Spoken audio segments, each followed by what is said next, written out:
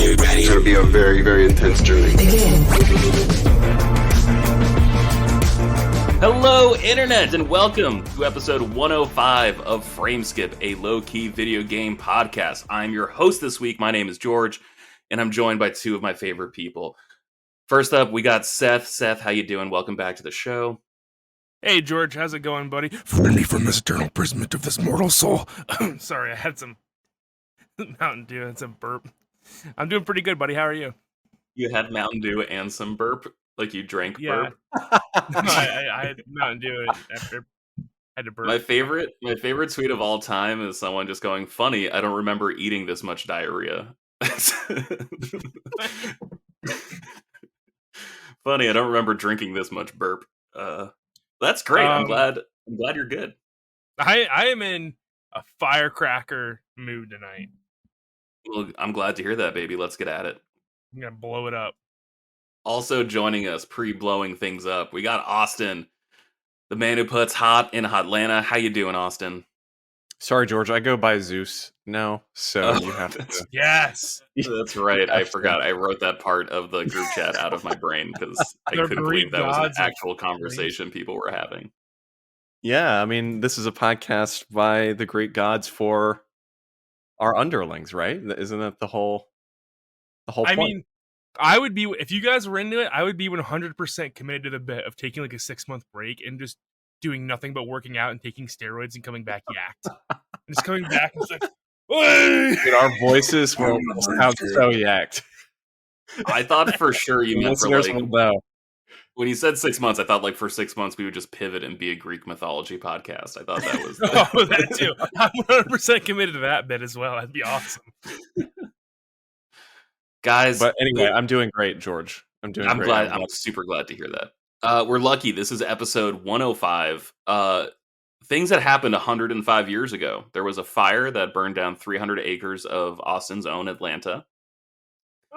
Woodrow Wilson went to Congress, asked them, for a declaration of war on Germany to enter World War I officially. And the women's suffrage movement passed in New York, giving women the right to vote. So other things that are 105 this year, pretty cool. Not just the Frameskip podcast. 105 years ago? Yeah, 1917, baby. Oh, I thought that was like the 50s. No, that was Susan B. Anthony and George. What games were released 105 years ago? Hoop stick, throw stick far. The first playing cards, sleeping, yeah, not getting dysentery. Let's see what other games were popular 105 years ago. Having over under on teeth by age 16. That was a good one. Oh, yeah. We've come a long way. Now we're counting voxels. Look at us now, Dad. Yep. Before we even get into the podcast proper, you are listening to this podcast, which means you found this podcast, which is incredibly cool of you. So if you could, please share this podcast with people who you think may enjoy it. That we would really appreciate that. We'd also appreciate giving a like, giving a retweet wherever you're finding this podcast. Even better, if you can go onto your podcast service of choice and leave us a review. Stars are cool. We like stars. We also like feedback. Stars. If there's something you enjoy about the podcast, please let us know in that review. If there's something you don't enjoy about this podcast, please let us know in that review. And we will work towards correcting that if we want to. Not if we don't want to. So, by the way, if you are listening to us and you didn't find us, I'm concerned. So seek medical attention immediately. Man, how much would it suck if, like, you know, like the voice inside your head that was like guiding you towards decisions? What if it was just like a podcast you didn't subscribe to? You're like, oh God, not them again. My mind immediately went to someone like kidnapped, and they're just in a dark room, and the only thing that's happening to them over the course of months is our podcast being played. Oh God, that was like what, Heaven's Gate, right? Or was it Heaven's Gate? There or some. Heaven's Gate were the ones that all killed themselves. Yeah, but like, didn't the FBI, weren't they like outside of some cult and they were like blasting Alanis Morissette? Are you talking about like when the ATF was like attacking that cult? In Texas, right? Yeah, and it was actually really messed up what they did to them. Like they set the house on fire. Well, there's people inside. The FBI did? Or the ATF did? The ATF did. Well, they're alcohol, tobacco, firearms, not alcohol, tobacco, fire. So they're probably not very good at Yeah, like, oh, the what fire should and department will shouldn't be take on care of this. fire. Yeah, they're not alcohol, tobacco, fire department. That's Yeah. There is no more tyrannical. Well, that might not be true, but the ATF is like extremely tyrannical and like no holds barred. When they're after somebody, they like, dude, they rolled an actual tank up to that farmhouse. A tank. Yeah, I just feel like if your mission is the regulation of alcohol, tobacco, firearms, like that sounds really focused, but actually the amount of things you can do in the name of containing Yeah. alcohol, tobacco, firearms, not a lot of rules there. Well, also, we're talking about very different levels with those three things, right? Like, why is there one department for alcohol, tobacco, and firearms? You know, like, one of these things is clearly more dangerous than the other two things. Yeah. Like, when's the last time there was a tobacco crime in the United States? Well, that's like smuggling cigarettes and like selling them like while like evading like the sin tax or whatever. No, But I like, like I I get agree. that. I agree that like firearms are kind of like way more prevalent of an issue, and I kind of wish there was like a more focused department reining them in. I disagree with a lot of people politically. I don't really enjoy big government, but like goddamn, should there be just some more focus on alcohol in this country and tobacco in this country? There's just cigarettes raining out of the sky everywhere. It's pure pandemonium here. Yeah, it was called the Waco Oh, it was Waco. standoff. Yeah. And that's where like Chip and Joanna Gaines' show takes place. Fixer Upper. It's always in Waco, and it's just like, yeah, how can you guys aren't bringing this up, like this pretty seminal part of your history? We're getting away from the podcast. We're here to talk about video games, and I'm still just imagining cigarettes raining out of the sky. Which It was a sounds- 51-day siege.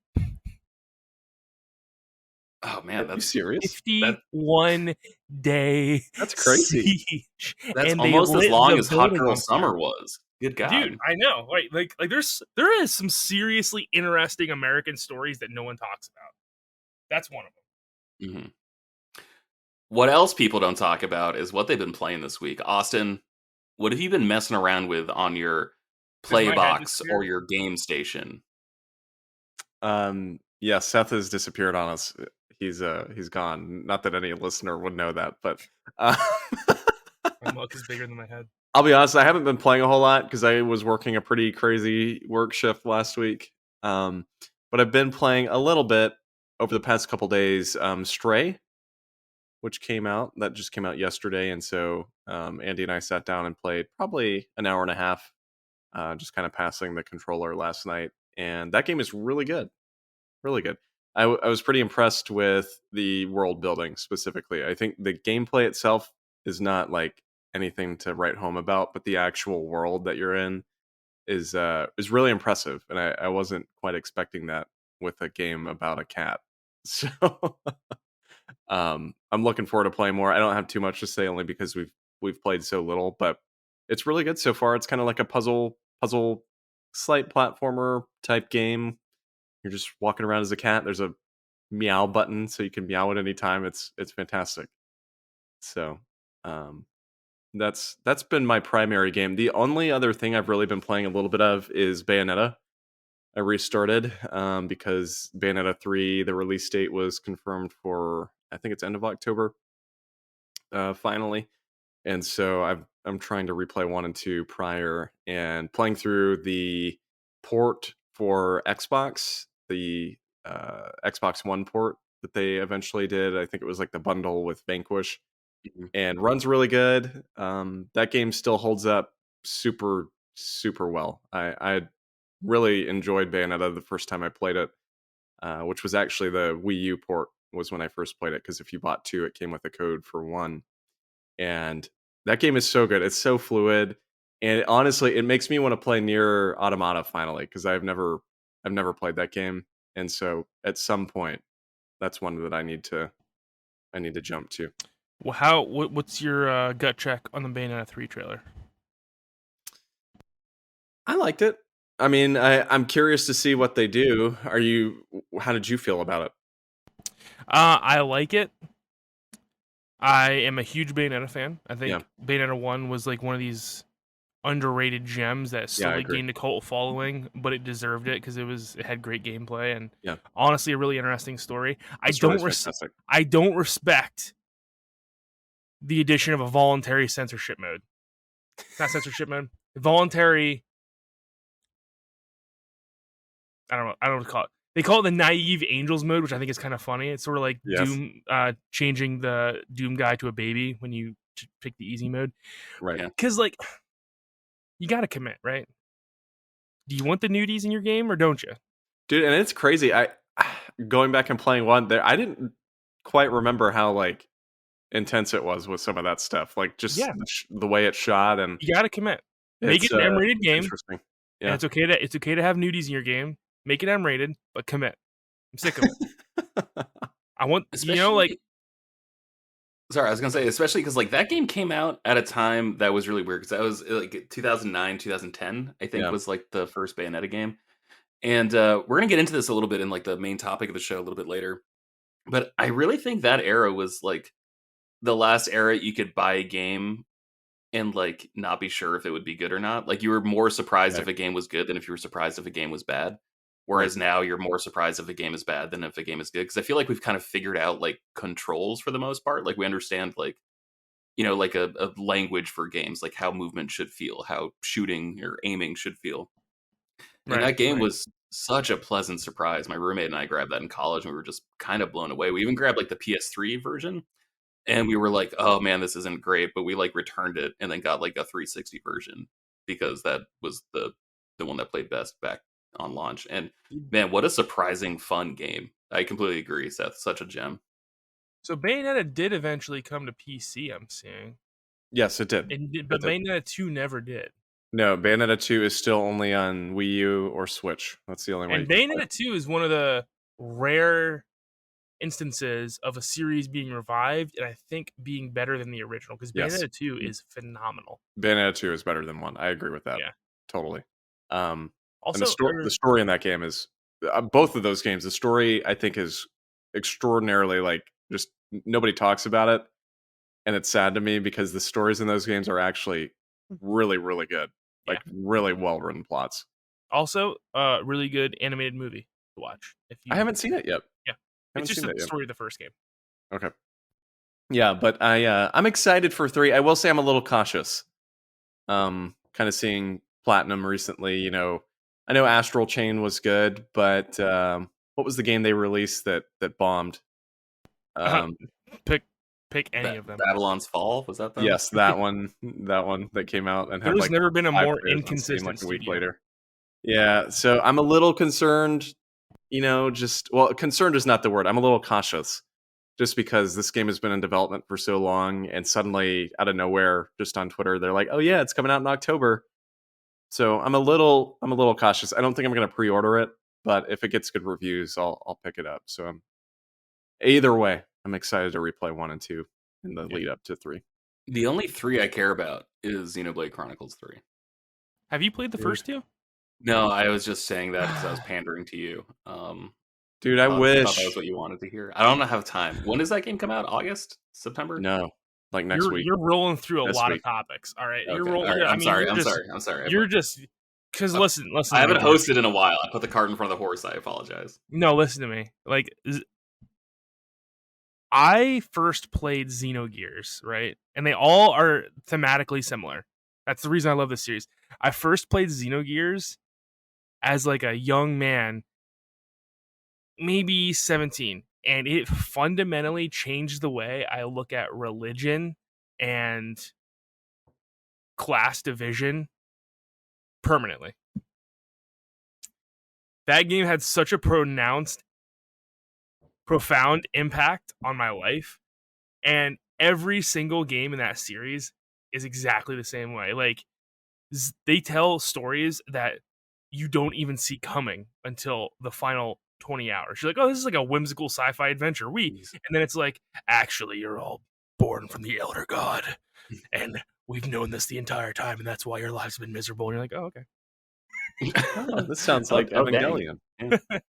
Xenoblade Chronicles 3, I'm really interested to see what they do with the third game, because there's a huge twist at the end of Xenoblade Chronicles 2 that you don't see coming, and Xenoblade Chronicles 3 takes place in the same universe, and it's confirmed to be a sequel. So, like, there's a lot of really interesting things going on, especially because, like, there's certain characters that look like an outright clone of characters from other games, specifically like the cat girl. Yeah, I did notice that. And I think that that's not going to be answered until the last 2 hours of the game. And I will say too, I think they even came out and said that this one really ties 1 and 2 together. Like, this is really like meant to be played after playing 1 and 2, Yeah. which was not. I mean, I know there are still connections with 1 and 2, but they didn't really say that specifically when 2 came out. So it's kind of interesting to see their marketing on this. But dude, I just wish they weren't so damn long. Like, I want to play them. It's just hard for me to commit like 120 hours to 3 games It's each. so worth it, though. I The first know, one, I not know. so much. The first one, I think you can reasonably skip if you're not into it in the first 10 hours. I think the opening for 1 is like not great. 2 is an amazing game all the way through, especially at the end game where you can like get. Dude, see, the cool thing about God damn it, the cool thing about 2 is that it's a gacha game without microtransactions, right? Yeah. So like you can get these blades, you can collect them, and some of them are from like other games and stuff, and it's really cool. And in the end game of Xenoblade Chronicles 2, you can customize your party to a certain extent where you can create like unbeatable builds if you're good enough at the game, where like you're just constantly healed no matter what. And that's like that's the kind of stuff I love in games, and I'm really excited for Xenoblade Chronicles 3. But it's on the Switch, man. I don't want to play the Switch anymore. I'm over it.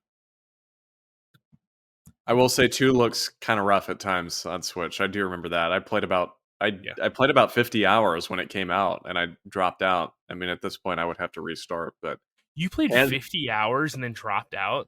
yeah. God, at what But, dude, point I is love- like I love sunken what I played. time?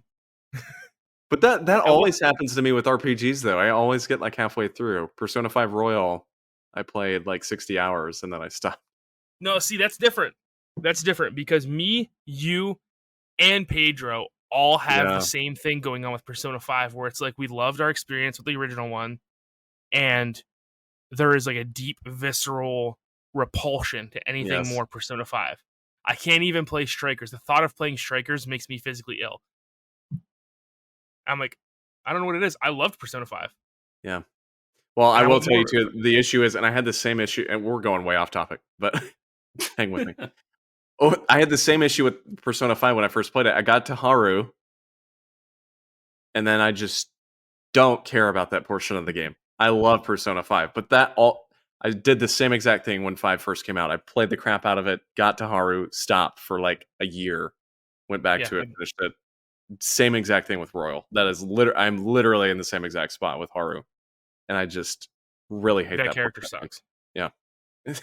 Anyway, So that's all you've been playing, Austin. yes, Stray and whatever else I said, Bayonetta. Okay. Cool. Seth, what have you been playing?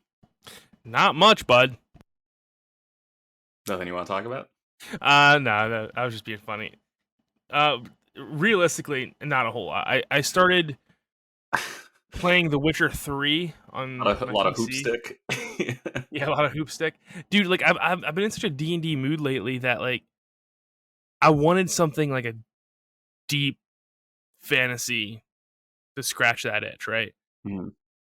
And I downloaded and installed Divinity Original Sin 2, and I hate that setting. So I uninstalled it after about 5 hours, maybe. Okay, wait, hold on. Sorry, there's Divinity Original Sin 2, and then there's a game in a similar space. One is like an action game, the other one's like a turn-based. Pillars of Eternity. Yes, thank you. There's also the Pathfinder games, which are pretty much the same, and they're also pretty good. But Divinity Original Sin 2 is like widely considered the best one of them, and it has the best graphics. And Is that the turn-based one, or is that the action one? it's turn-based. Okay. It's turn-based.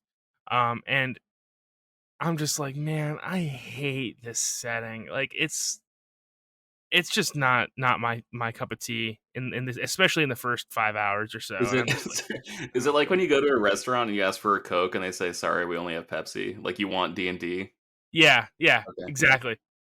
Speaking of that, by the way, I've never been more offended at a restaurant before in my life. And this might be a little culturally insensitive, but I went to a legitimate Japanese ramen restaurant recently, and they brought me out warm water and put it on my table in a bottle. And I poured it and drank it, and I almost threw up all over the table. I will never, like, listen, I'm not drinking warm water. I don't care what Mike Tyson says on Instagram, Okay. how good it is for you. What I will tell you is that's not normal. So Okay, that's not normal. no, that is Okay. not normal. No, it sounds like they ran out of ice. And I'm Yeah. sorry for your loss. I mean, Yeah. room temp, yes, that is a thing, but like warm, Yeah, no. yeah. It was like hotter than the ambient temperature in the room, and I was like, no, I'm not drinking this. Get me cold water, because that's what my body wants. I want cold, refreshing water, not warm, disgusting distilled water. I don't know. What was I talking about? Well, if it's like sweat temperature, then you got a problem. Yeah, it was like uncomfortably, like, if I'm dying of thirst, I'm not drinking it. Right? I'd rather die. I'm gonna throw up all over your table and walk out. The ramen was delicious though. That's good. Did you get what kind of toppings did you get? There was an egg in there Okay. and As some there should be. crunchy stuff. I don't agree with you. I don't agree with you. I was just your wondering, like, is there like tonkatsu on steak. top? Like, was there like a nice like pork cutlet on top? There was my girlfriend ordered it for me. There was crunchy stuff. The crunchies. Yeah. Oh, the crunchies. Gotcha. Okay. Okay, but here I got to review. I don't agree. I don't think ramen belongs with egg. First off, okay, hold on. There's one egg in there. What are we doing? All right. What are we doing? Because like, how am I supposed to? It's a soft-boiled egg, and like, Yeah, exactly. Yeah, but like the water's supposed to cook the yolk, and the yolk is actually really nice with the. Okay, what we're getting into semantics, I feel. All right, but like, there, am I supposed to just eat the whole thing? Because that's what I did. I picked it up with my chopsticks and threw it in my mouth, and I was like, usually kinda, I break it into pieces and use that with like a little bit of protein, because there's usually like pork or chicken or something else in there. I think there was pork in mine. It was delicious, but the egg, Yeah, most not- ramen is based off like a pork bone broth, so makes sense. it was like a texture thing. I use my tongue a lot instead of my teeth to chew. Not because I have bad teeth, but it's how I mush things in my mouth. Right? This I don't have bad conversation- teeth, I've got a good tongue. This Yeah. conversation is fascinating. Can we And start like a it- culinary podcast where Seth just reviews food? Just explains food he's eaten once and has been And when confused by I it. smashed the egg with my tongue, the inside, I'm not, soft boiled eggs, not my thing. Same thing with tomatoes. The gushy insides, not my thing. All Oh, right? you're one of those people. Yeah. How do you feel about cilantro? Cilantro, I have the gene that makes it taste like dish soap. Yeah, me too. It's terrible. Really? Yeah. Yeah. Oh, If That's crazy. if I get like a sandwich and they just add cilantro on it, I can't eat it. I'm not eating that sandwich. Yeah, No, I can't. that's insane. it's Yeah. really Also- unfortunate because I'm like half Hispanic I and was I used gonna to say- live in like Asian towns. So like it's like I always lived in Thai town when I lived in LA. I lived like right next to Japantown in San Francisco. Like everywhere I've lived is just all in on cilantro, and this guy ain't. Can't do Wow. it. I cannot do cilantro. It actually will. It's like, it's not like a hint of bitterness. It's like it overtakes every other flavor if you have a little bit of cilantro in there. It's crazy. What was I saying? I don't know. remember. Pillars of Eternity. Oh, too. also, lettuce. Get your lettuce out of my sandwiches. All right. Oh, shit. I'm sick of having lettuce in sandwiches. Let's stop pretending like it's a good ingredient. It's just there for texture. And shredded lettuce, I'm sorry, I'm gonna slap you in the face. You put shredded Lettuce is on really anything. important. Lettuce protects the integrity of the bread from like the conditions of the ingredients. So like the reason you should put lettuce on the bottom of your burger is to protect your bun from sopping up all of like the burger juices and deteriorating the quality of the bun. Yeah. Let me tell You you don't know what something. the hell you're talking. You're not a food engineer. You don't know what the hell you're talking about. That burger isn't lasting long enough to get soaked into the bread. All right, You're a you damn are fool. wrong. That burger is getting devoured immediately as soon as that top bun the hits crispiness it's going in of the my mouth. lettuce is paramount to a sandwich. Like, there's no sandwich finer than a BLT on a hot day, because you got You the know what? crispiness of the lettuce, like a nice little bite, a nice little snap. You get the juices of the tomato, and you get the crunch of the bacon. A perfect sandwich on a hot day. All those ingredients working together in perfect harmony, supplying a different part of umami to your taste buds. I almost said this. You can mark it, Austin.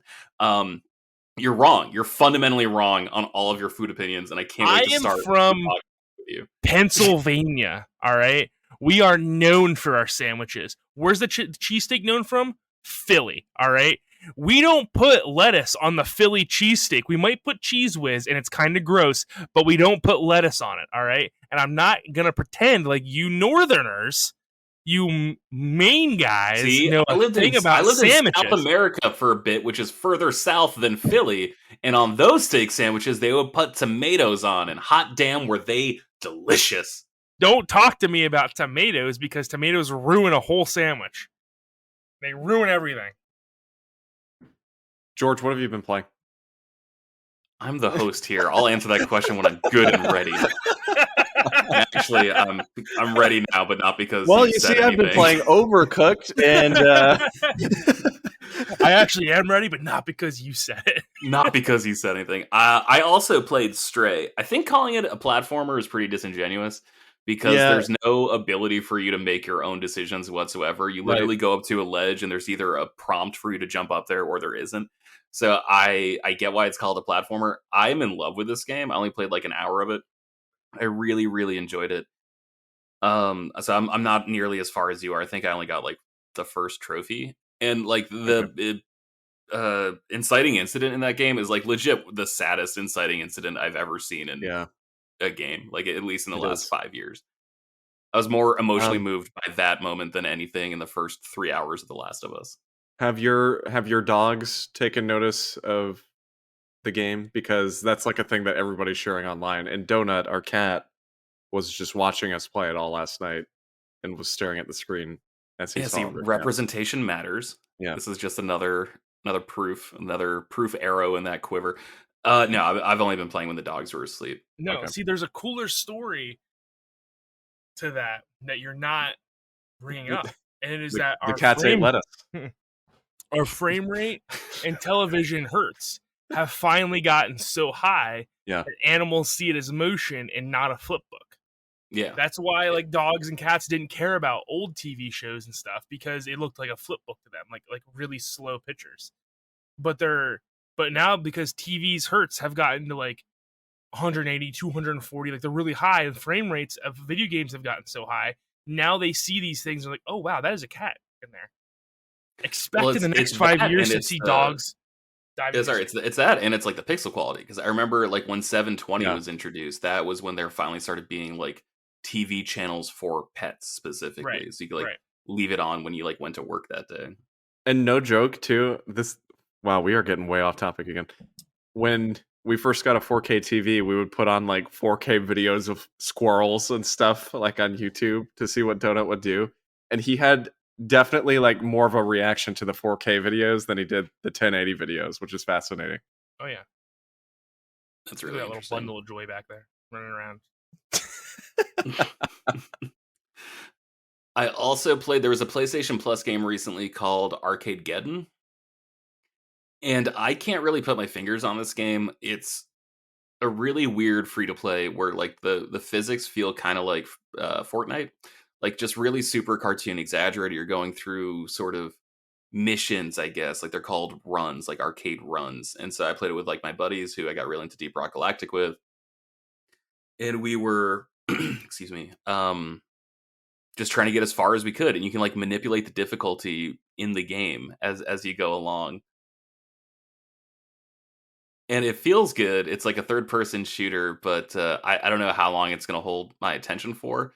But in the meantime, it is like a fun game to just get a bunch of people together on and party with. Austin just took a bite out of the biggest pill of ecstasy I've ever seen in my entire life. Oh, surprise! I thought he was just eating regular marshmallows. No, they're like chocolate-filled marshmallows. I was like, who just has marshmallows in their house as a snack? No. No.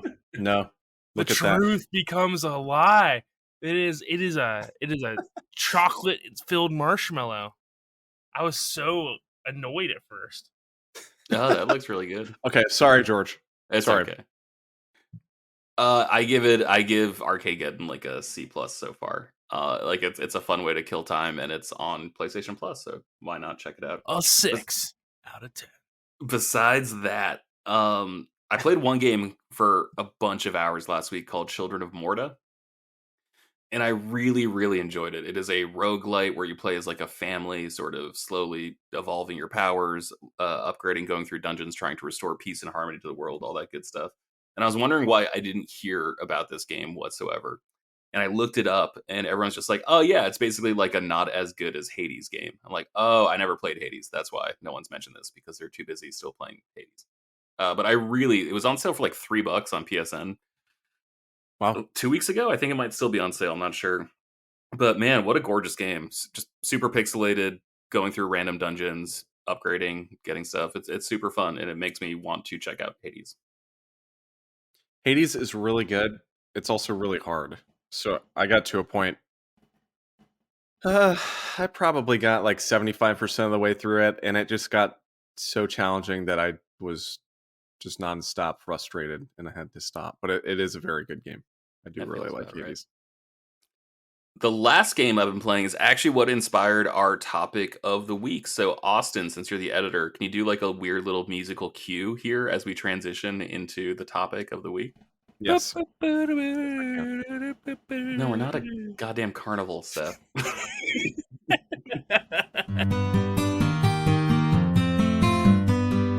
The other game I was playing this week that inspired the topic, I've been playing a lot of Homefront: The Revolution, and this was a game that, again, was on sale for basically pennies on the dollar on PlayStation Network. I grabbed it.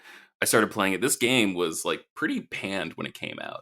It was the successor to a game that had come out, I believe, in like 2010, Homefront. Modern day shooter, basically set in alternative history United States where North Korea had invaded, not unlike Red Dawn. In fact, I believe it was written by the screenwriter of Red Dawn, a 1980s movie starring Patrick Swayze and not Leah Jennifer Grey, and all about like a Russian-Cuban communist alliance invading the United States and these teenagers in Colorado mounting a resistance. Basically, every NRA cardholder's like wet dream. And it was used actually in the marketing for NRA for years after. Anyways, this game takes place in Philadelphia and is an open world RPG shooter. And I gotta be honest, guys, this game's not great, but I liked playing it. And I enjoyed playing this game more than any of my time with Far Cry 6. I played Far Cry 6 for maybe an hour and a half, and I was so overwhelmed and so bored by that game that I just turned it off and uninstalled it. Homefront: The Revolution is calling to me. I love doing this podcast with you, but hot damn, would I rather be playing that game right now? It's got its hooks in me. The story is super weird. Basically, it's like if North Korea had Apple computers, right? And like North Korea's Apple was like became the most powerful corporation in the world. The United States ended up becoming not a superpower, borrowing a whole bunch of money from North Korea and then defaulted on its payments. And basically Korea got to like legally annex the United States. The story is absolutely absurd. That's not how geopolitics works. But the game itself is just an open world across the desolate wreckage of Philadelphia. And you're just going through trying to take out, Korean military patrols and unlocking areas. It is fundamentally and mechanically the exact same as like Far Cry 3 or Far Cry 4 before the game got, I think, a little too up its own ass. And this made me just think about games in general that are written off for being average. This game got decimated on review. I have no idea why. I'm sure it was patched in the time since it released from when I'm playing it now, years later. But this game did not deserve any of the hate it got. It was perfectly fine. And so that got me thinking about just average games in general and how I think there's like nothing more damaging than just saying something is mid and then just like moving on. Because like when you say that, like mid becomes like the new bottom, right? All of a sudden, like that takes away so much vocabulary that you're using to like define art and qualities of art. They just get thrown by the wayside. It's like, oh yeah, the new Doctor Strange, Multiverse of Madness, yeah, it was mid. Forget it. It's like, well, no, like that movie is like not a bad movie, but by calling it mid, you're equating it to being bad, saying that like it's not even worth your time. When like it is worth your time, it is significantly better than any bad movie I've ever seen. So I want to talk to you guys about sort of like damning with faint praise and that role on the video game industry. Yeah. So there's a lot to unpack there, but I think this goes back to like the issue that gaming has had since, as long as I can remember, where games were rated on a 20-point scale, and anything lower than an 8 was considered a bad game by a vast majority of people, and only like the hardcore people that were going to PAX, and a lot of the game journalists were talking about like, this doesn't make sense. Why don't people want to play 7s? And a lot of people were saying like, oh, it's because of the American school system where a 70 is passing. And it's like, okay, well, I guess that kind of makes sense. But I also think it has a lot to do with like the ADHD nature of our society today, where everyone's just looking for like the next big thing. And if it doesn't hit perfect, people are just going to move on to the next thing. Because we are so like flooded with games nowadays. It's not like it was, a decade ago or 2 decades ago, where we'd get a couple new games a week or a month. Now we've got hundreds of games releasing on Steam every single day. And, we have completely lost the middle space, the AA space, if you will, in the mid 2010s. And now what we have is massive AAA games, and we have indie games. And if that massive AAA game isn't up to par, you're going to be like, well, why would I play this when I've got an entire library on Game Pass to play? I've heard from many people, not just you, that Far Cry was great. Fantastic, even. But I also think that, like, the Ubisoft formula is just so tired and old at this point that it's not going to get a fair shake if it's anything like the previous ones, because I think people are sick of it. Which doesn't mean it's a bad game. It just means that, like, all Ubisoft games are extremely similar and they come out every single year. And people want something that's going to grab their attention because we have such a short attention span that's so hard to grab. They're desperate for something that's going to grab their attention, and they're going to be able to sink some time into that's enjoyable. Something like Elden Ring came out that was new and different, and people were able to really jump in there, and they were able to experience something new. But Far Cry comes out, and it's a good game, but I think when someone plays something like Far Cry that they've played before, essentially, it's gonna be hard to garner the same amount of attention from people, because it's just the same thing they had before. Go ahead, George. I'm done. Really quick before I turn it over to Austin, I just want to say my problem with Far Cry is not the formula. I personally love the formula. Like, it's like I love sitcoms, right? And like sitcoms, like when they start to deviate from the structure, that's when I'm like a little like, no, like give me what I'm looking for, kind of deal. For me, the problem with Far Cry 6 specifically was that it felt too much like an MMO. Like it was deviating too far from like the Far Cry norm, to the point that like it felt too alien to me. And it's not like the gameplay was too alien. It was that like the UX, right? Like the UI, like the way you actually physically interacted with the game. That was what was too far for me. I'm not knocking the formula. Like the fact that Homefront: The Revolution gets back to the classic formula, I think that's what I'm actually enjoying so much about it. And so I just want to throw that out there really quick. That was my problem with Far Cry 6. Austin, let's hear it, big guy. Yeah, I mean, I think the thing is that's interesting to me is, we talk about the review scores, and I totally think Seth is right. I mean, this is something we've been dealing with forever, pretty much, when it comes to art of, you know, um, something that's a 7 or a 7.5 or lower is just deemed unacceptable, which is odd to me. I think back to some of my favorite games, and surprisingly, this is one thing that Elijah and I agree on. Like a good example for me is Lollipop Chainsaw. I actually think that game is quite fun. I really enjoyed that game when I played it. Some of the Dynasty Warriors games, they frequently kind of score around the 6, 7 range, and I think those games are quite enjoyable. Um, but I do think Seth touched on something interesting, which is the popularity of those big titles. The big triple A's that come out and score 9.5s, 9.8s, whatever it may be, those crazy high scores that then kind of invoke this, um, for lack of a better word, this kind of like societal force of, hey, we all love this game.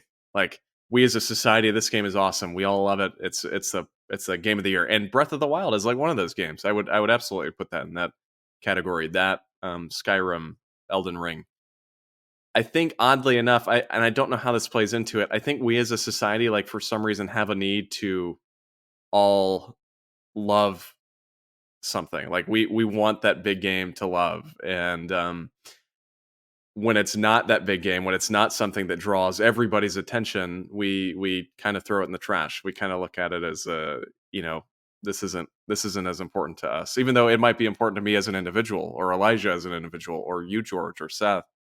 So, like I said, I don't really know what I'm arguing for necessarily, but I think that's always been fascinating to me, and the thing that kind of um, I guess made me realize that that's kind of the state of gaming is, I look at Elden Ring and some of these big games, and I've for the most part I've kind of dropped out of mainstream gaming. Like I kind of just play whatever, and I don't really focus on the big releases anymore. And it's been almost I guess rejuvenating for me, for lack of a better word. Like it's been nice to just not have to worry about FOMO and like what is everybody else playing? What do I need to play so that I can stay in the societal conversation?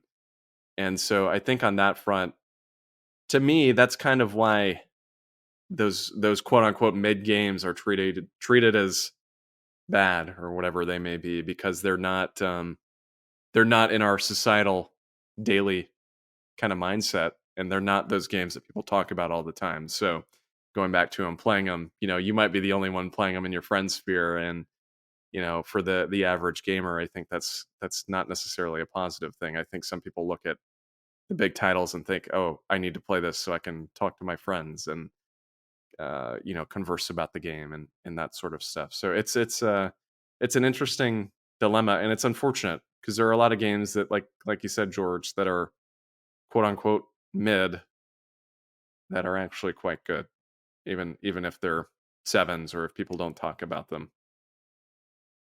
I think it's unfortunate too, because like so much of game, I guess, like value, like artistic value, is associated with its actual like monetary value, right? And so the reason like I don't mind playing average games is because like when I was growing up, I like when I was like 14, I had to buy my own video games, right? Like I had an Xbox, I had a job. My dad wasn't going to just like drop money on games for me.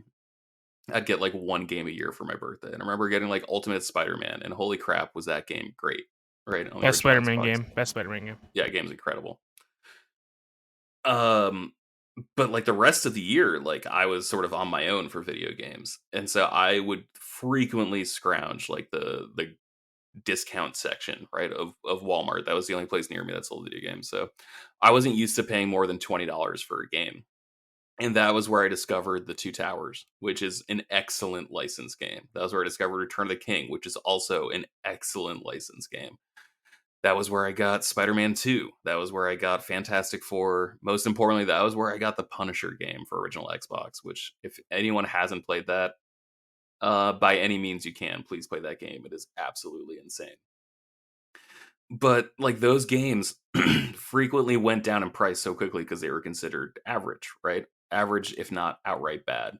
And I guess what I don't understand about like having like what Seth mentioned, the 20-point scale, or even just like a 10-point scale, is like what's the point of having a 10-point scale if you're only going to play things that are at 3 points on the scale, right? Like I really think we need to reframe our mindset about like a game being a 5 out of 10 having no value, because like it clearly does have value. It is so much better than a game with 0. Is it as good as a game with 10?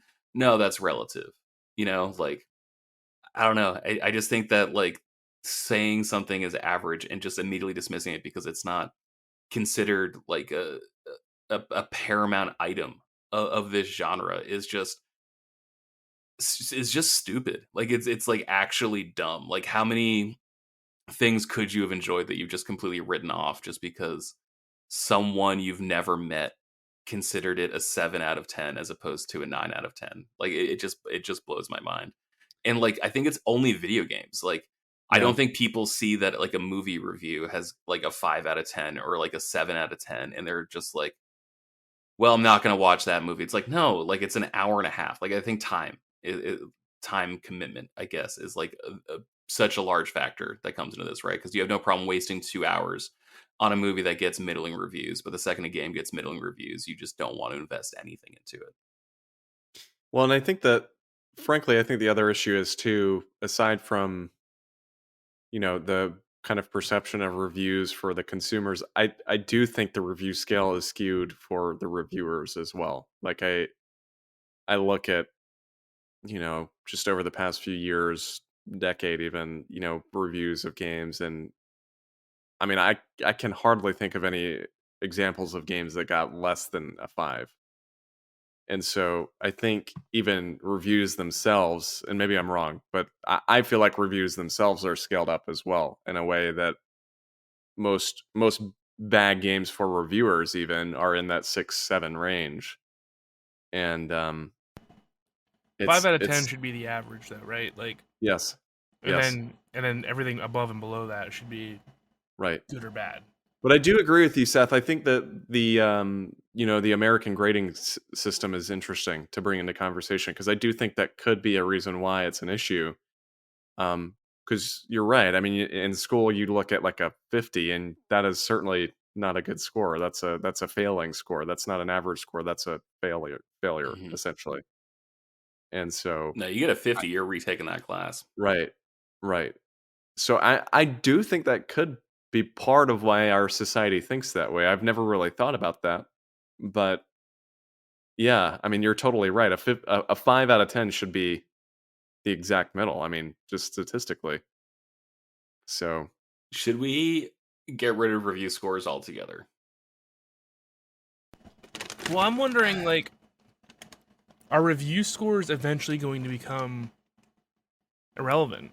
And I'm wondering why they haven't yet, because the only people I know that read like book reviews or movie reviews are like the people that are really passionate about, like, cinephiles, right? Mhm. People that are really into it. I think the majority of people just see a movie trailer that's interesting and go to the movies. And I don't know anybody personally at all. Like, I can't think of a single one that actually reads or watches movie reviews, right?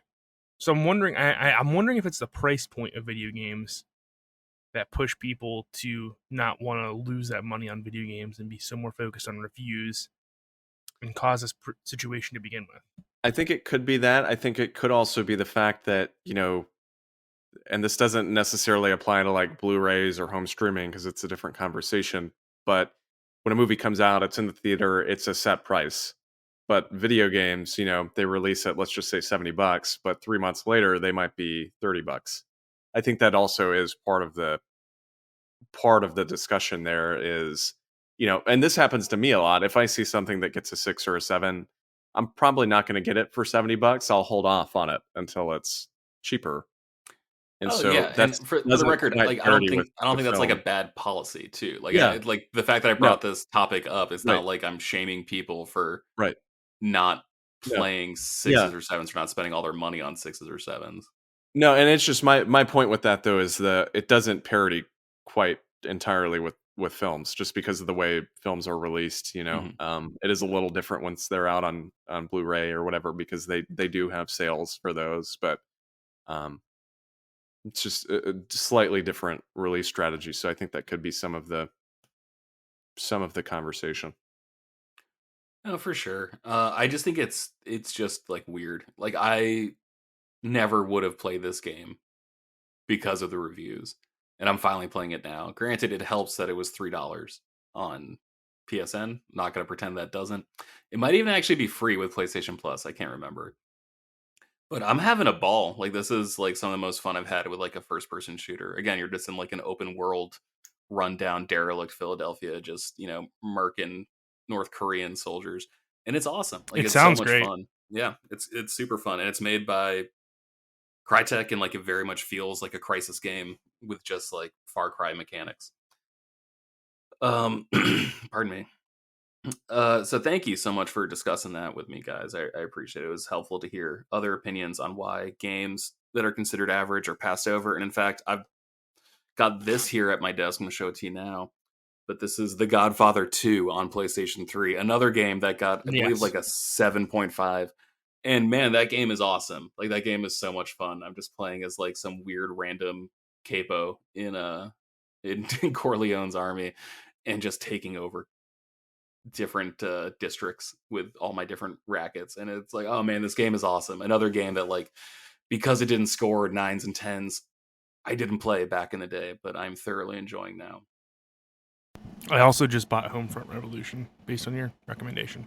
Cool, man. I hope you like it. PC. Very cool. Yep. The game I wanted to shout out was El Shaddai, Ascension of the Metatron. Oh, that game is great.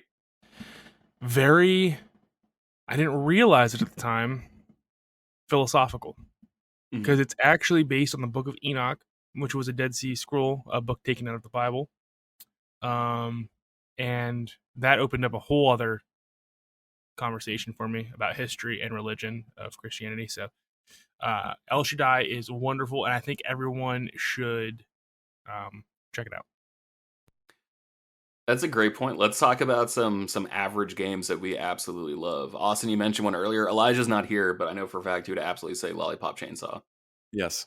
No, and that game, I mean, like I said, I agree with him on that. I actually think that game is really good. And I think part of the issue with that game, frankly, is the gameplay. Like it is pretty choppy, but if you've ever played a Grasshopper game or a Suda game, it's pretty similar, where it's not like your Bayonetta, as we discussed earlier, or Devil May Cry.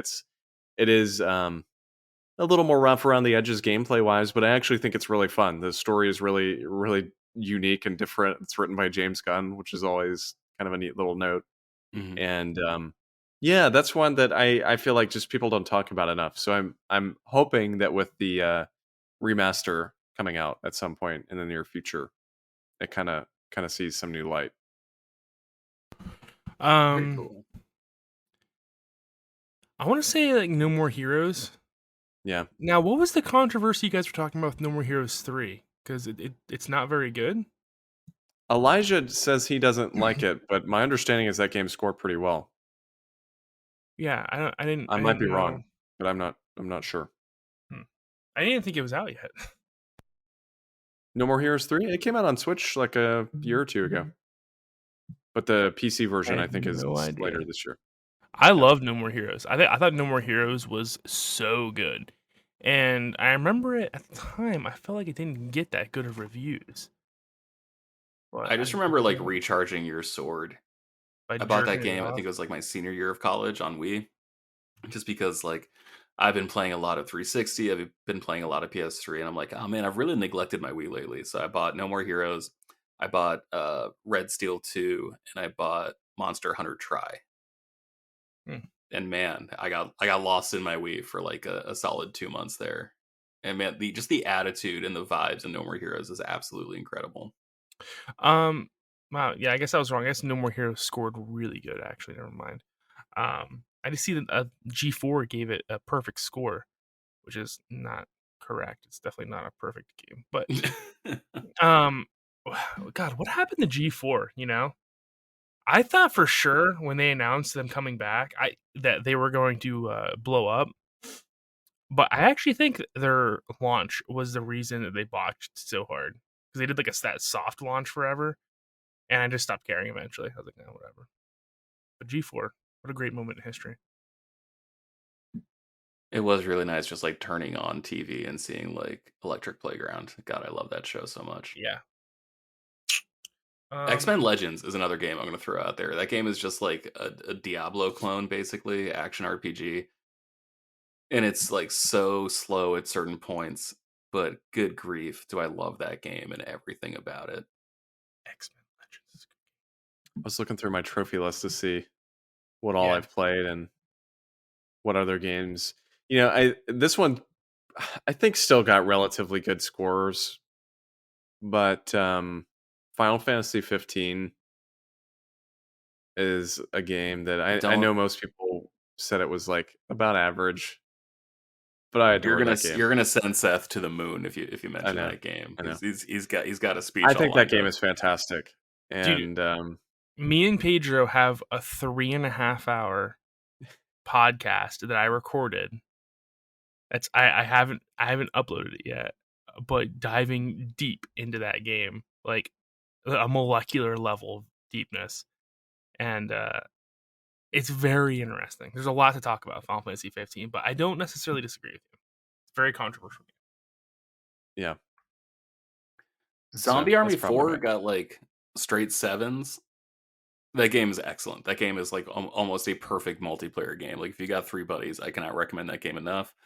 Immortals Phoenix Rising is just a Breath of the Wild clone, but it's excellent. And if the thing that drove you most crazy with Breath of the Wild was your swords breaking, you're just like me, and you're gonna love Phoenix Rising. That game's great, and it's usually on sale too.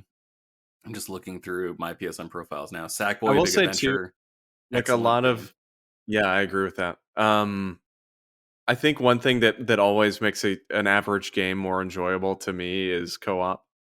You look at Oh yeah, Smith. I just found this on my trophy list. I'm not even sure if you remember playing it together, but Sword Art Online, the first one that was originally like on Vita, that they eventually ported to PS4. It had the online co-op, and you and I played quite a bit of that. We used to stream it when we were streaming on R&M, and looking back on it, that game was pretty botched, but I remember like just having a blast with it.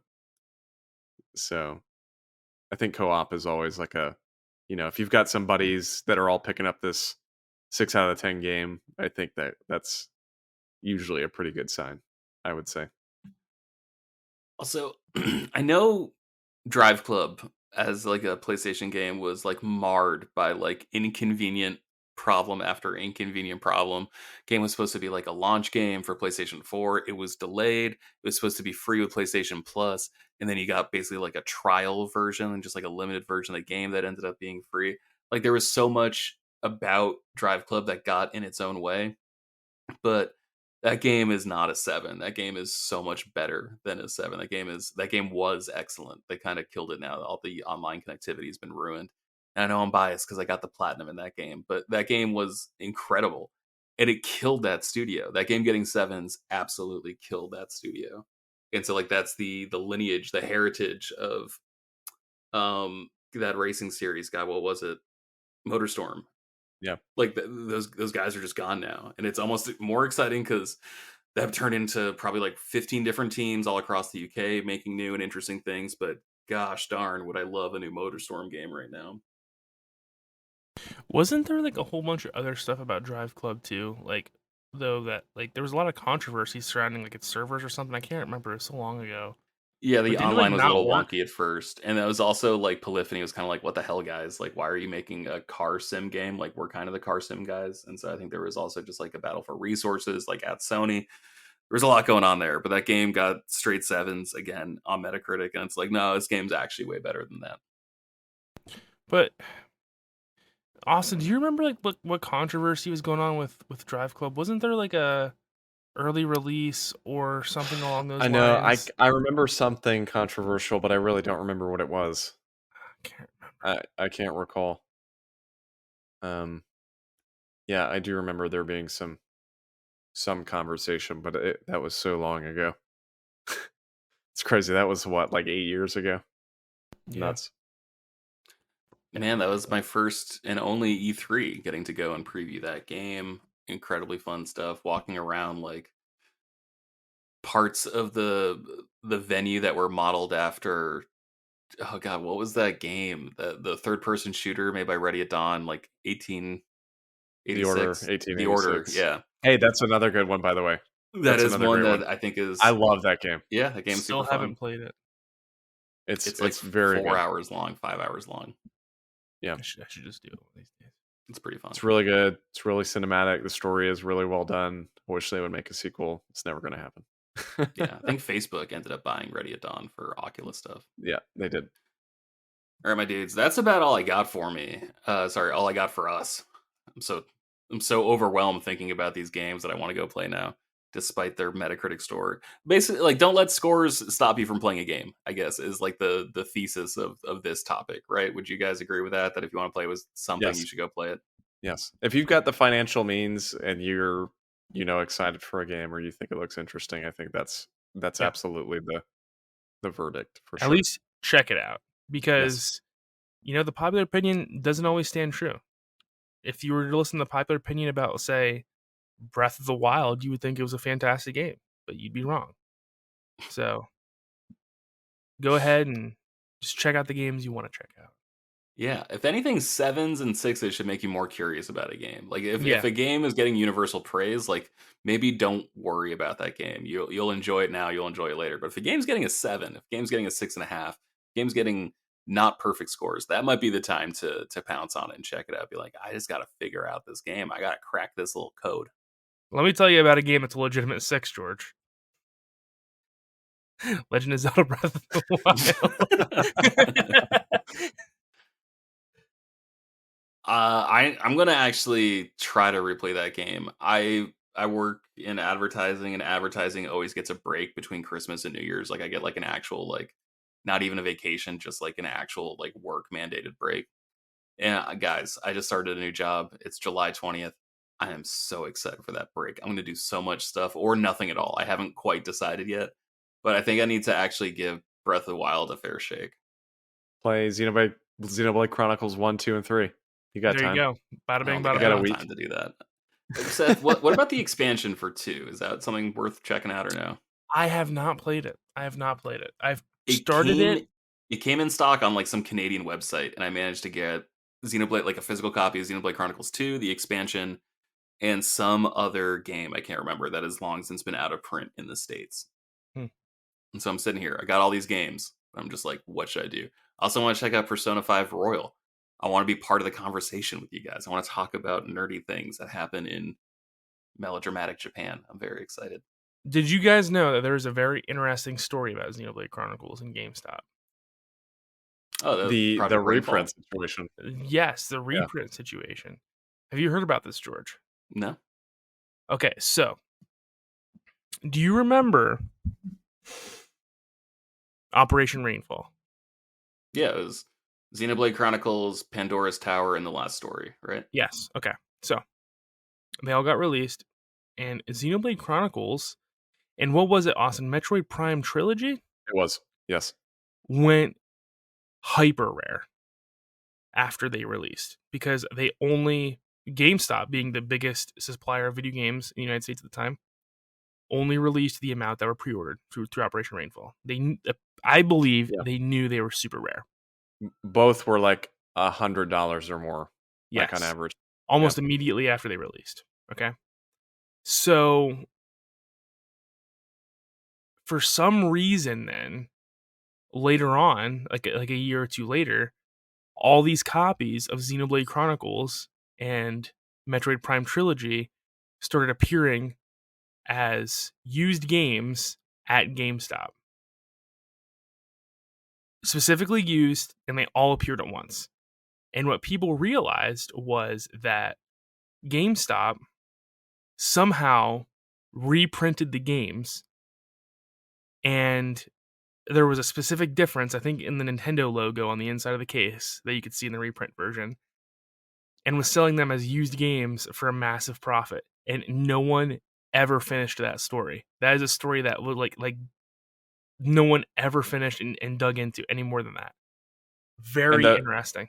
The Prime thing was obvious too, because Metroid Prime Trilogy had, I want to say it was a steelbook or some sort of special case, and that was the only way you could buy it. And they reprinted it, and like you said, Seth, they changed the case. They made it like a standard Wii case, and they upcharged.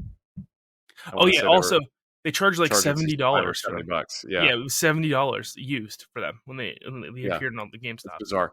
Unfortunately, those are the copies that I have of both of those games. Is the reprints of both? Yikes! Because they were cheaper, but still. I got the first prints of those. I got the Steelbook Metroid Prime Trilogy. There was like a regional video rental store near me called Front Row Video. Good name. And they had a brand new copy of the Metroid Prime Trilogy. Grabbed that for $20, and then I grabbed Final Fantasy IV on DS also for $20. What a day. What a day in summer for young George. I bet. All right, boys. I think I'm ready to wrap this up. Any closing thoughts, Seth or Austin? I don't think so. Moose are way too big. We need more meese in this world. Moose. Fun fact, the reason that goose is pluralized into geese, but moose is still plural moose, is because moose is actually a Native American word, and there was no conjugation for plurals. Oh, and so like a singular moose is also a multiple moose, whereas I think goose is a German word, if I'm not mistaken, where they pluralized it to geese. It doesn't sound right though. It's time to change moose into meese. No. I live in Maine. I live in actual moose country. No, moose is fine. You don't really see like a herd of moose. Like it's not super relevant. Like if there's like more than one moose meeting, then like something's wrong. Like the Council of Moose has convened, and like you should probably get out of Dodge. Yeah, that's what it's going down. They're also excellent swimmers. Like there's always recess was closed one day in elementary school, multiple days across the years, because there was a moose spotted in town, and they could not guarantee the children of the school safety. So they're like, yeah, recess is indoors today. We're like, it's summer. It is 80 degrees. It is a beautiful sunny day outside, and you want us to play inside. They're like, dude, you don't know what a moose can do to you. We're like, okay, that's fair. Some of the scariest videos I've seen online are meese charging at cars. I hate you so much. I prefer Thank Mises. you. Thank you so much for listening to episode 105 of Frameskip, a fun, conversational video game podcast. I've been your host, George. I've been joined by Austin, who you can find on Twitter at Austin J. Eller. Seth, who you can find on Twitter at Seth the 90s Kid. Don't follow him. We're missing two of our favorite people tonight. We're missing Elijah, who we mentioned several times. He can be found at Loco Lizard Man. That is also his handle on Twitch, where you can find him streaming on the weekends. And we're also missing Coach, who you can find in a gym somewhere, probably a Planet Fitness in Texas somewhere. He's doing bench, he's doing leg presses, he's doing deadlifts somewhere. So Godspeed, Coach. Watch out for those stray hammers. You can find me on Twitter at PurpleBird616. That is also where I host a comic book podcast called Shortbox Summary. I'm hoping to get either Elijah or Austin on at some point soon to talk about Young Avengers. Seth, I'm calling you up, baby. We're talking about a story I never wanted to discuss, but something you mentioned. We're talking about Spider-Man the Other.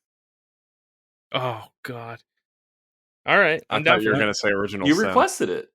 I know I did request it. I do request it, but I know you don't like that story.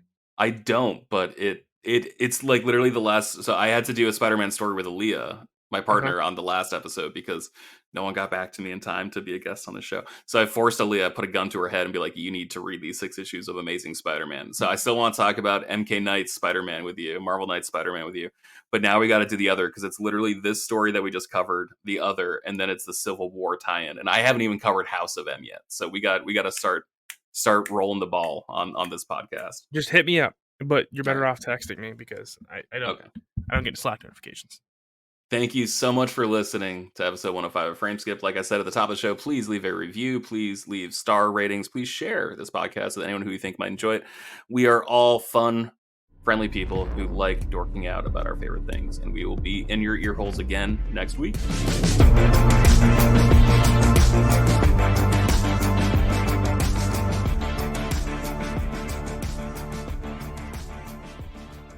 Hey, listen. We're recording this episode of the podcast, right? Yeah. And I really just want to say I think we have the core group here of Frameskip, because I have unfortunate news that Elijah has been struck by a rogue spinning hammer through the streets as he was going to get coffee. Elijah has died. Oh no. That's why he's not here to speak. What a way to go, too. Rogue spinning hammer. Who could have seen that coming? Nobody, Came out of actually. nowhere. Nobody. Came out of nowhere. You know, every once in a while, they'll just get you.